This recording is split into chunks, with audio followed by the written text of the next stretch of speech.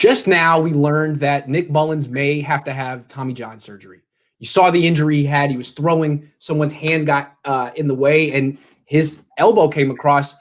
He's going to have, he said it's a very serious injury. It might be Tommy John, which means done for the year, maybe done for next year too. We've often said he's a footnote on the team, and he is. But we're not going to see him again for a while. So let's give him his due, don't you think? Absolutely. Also, we don't know if he's ever really going to come back. If he needs the surgery, he may be gone next year or forever. We don't know. I mean, so his career is in jeopardy, could be in jeopardy right now. So here's what I'd like to say. I would like from Grant and Lowell to Nick, we appreciate everything you did this season. You played hard. You gave it everything you had. And yep. I admire that. Sometimes everything you had wasn't enough. Everybody knows that, but you really played hard. I admire you, and I think I could speak for Grant and say we wish you a complete and speedy recovery. And I think a lot of quarterbacks who would have some choice would not want to play in the situation that Nick Mullens was in this year. I mean, the offensive line is terrible. They're losing. They're playing from behind a lot. I don't think a lot of quarterbacks would want that. And he doesn't have a choice. He's fighting to stay in the league. He got hit about 70 times this year, kept getting up. And it's unfortunate that what ultimately knocked him out is like a baseball injury. So yes. He didn't have a strong arm beforehand. Sometimes in baseball, guys get Tommy John and come back with more velocity after. So maybe his career isn't over, but it might be. And that's too bad because he basically sacrificed it for the 49ers during a lost season. And the other thing is he took a lot of criticism. Look, it's fair to criticize somebody. It's fair to say, if you believe it, that Jimmy Garoppolo is a better quarterback than Nick Mullens. And I tend to believe that. But some of the criticism he took was outrageous. Yes. Personal. I'm sorry, sweetie. Personal. Yes, personal. There was one guy who said, I hate Nick Mullens. And actually, I didn't know who it was at the time, but now I understand. And I think it's a very nice person who tweeted that. But you get carried away. I understand that. But personally, from what I understand, Nick Mullens is a nice guy. So to sort of make it personal or to demean him is low blow, not fair. I mean, it's not like he's some guy making $17 million a year who has 3 sacks on the season. It's not like he's some guy who isn't working hard enough or maximizing his potential. He's doing everything he can. He's not good enough. He knows it. We know it. And it's just like Niner fans are like, get the hell off my TV screen. I'm done with you. Well, I just think it's fair to say, you know what, Nick, salute what you did this year. You didn't get credit for it, but I remember it. And it was heroic in its way. Yes, and I would say everybody who is really, really down on Mullens now, take a deep breath and wish him well. Wish him well in general, and also at this time of year when you're supposed to remember to be kind to people. And I think it's fair to wish him well. Yeah, I tweeted an article out a half hour ago that he may have Tommy John surgery, and a bunch of the responses I got on Twitter, which is Twitter and it's not real life. And it's a very mean place, but people like, GIFs, the moving pictures of people laughing like, oh, great. Or, oh, this is good news. Like, you know what? That's terrible. You should be ashamed of yourself if you say stuff like that. The guy's hurt. I would never make fun of someone if he was hurt, even if I thought he was a bad player. It's funny what you said that Twitter is not the real world. Unfortunately, Iggy, it is the real world.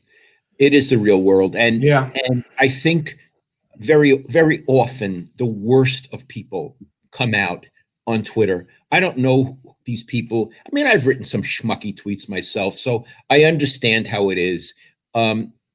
Anyway, I really, that's all I have to say about Nick Mullens. I want to say, I have one more thing to say.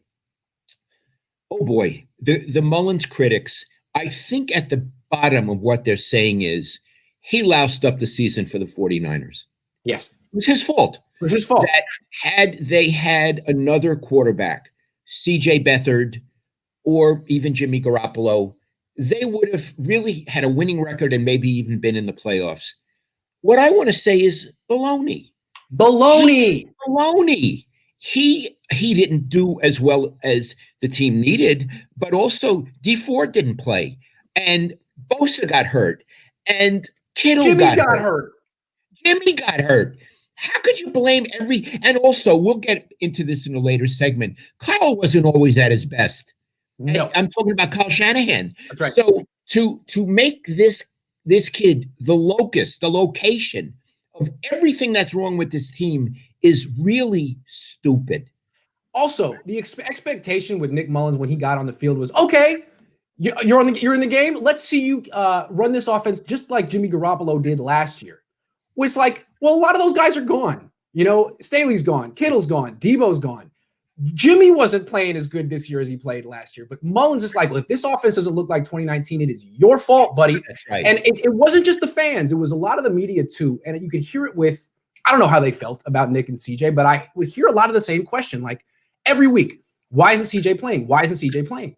And finally today, one person said, Kyle, what did CJ not do the past 15 weeks that made you stick with Nick Mullens this long? Like a very direct question.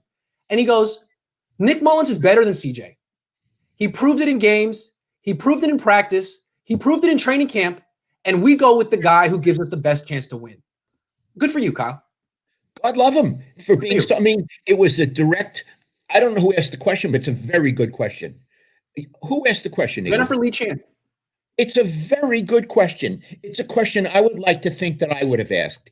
And Kyle, to his credit, gave a direct answer. Now, it's probably not what Beathard wants to hear, but it's what Beathard knows. He already knows it.